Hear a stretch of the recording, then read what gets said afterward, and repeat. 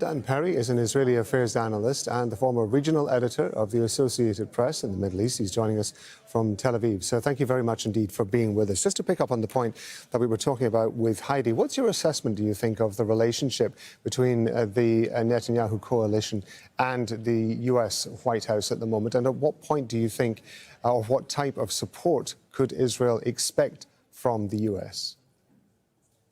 I'm extremely skeptical that Israel would have dared do any such thing without the acquiescence of and probably some version of coordination with the White House and the Pentagon. I've heard the conflicting statements from Trump. I agree with Heidi that he has different ideas vying for his attention. But at the end of the day, I think that Trump probably agrees with Netanyahu that Iran must not have a nuclear weapon, but even more than this, that the entire Iranian project to remake the Middle East in their image needs to be stopped and discouraged. I for a long time was perplexed that in these negotiations with Iran, Trump appeared willing to simply reestablish the Obama-era JCPOA. So it appeared. That now looks like it might have been a misdirection that fooled us. I would have expected the U.S. to demand of Iran to cease its support for proxy militias around the region, from Hezbollah to the Houthis to Palestinian Islamic Jihad and Hamas, to the Shiite militias that are undermining the sovereignty of Iraq. All of it needs to end. And I would have expected an ultimatum to Iran, not more prolonged talks. This Israeli strike seems to me to be part of the broader negotiation with Iran, basically.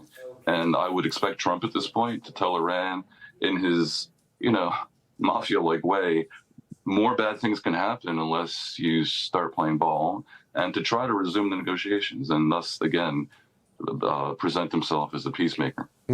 We heard statements from Prime Minister Benjamin Netanyahu saying that part of the rationale behind these attacks was to instigate some form of regime change within Iran. Now, obviously, that is not a new message from Benjamin Netanyahu. It is also a message that he has carried towards Lebanon and Syria as well. In your assessment, just how strong do you think he is, or how confident do you think he is that this could actually lead to regime change in a country which Israel is currently attacking?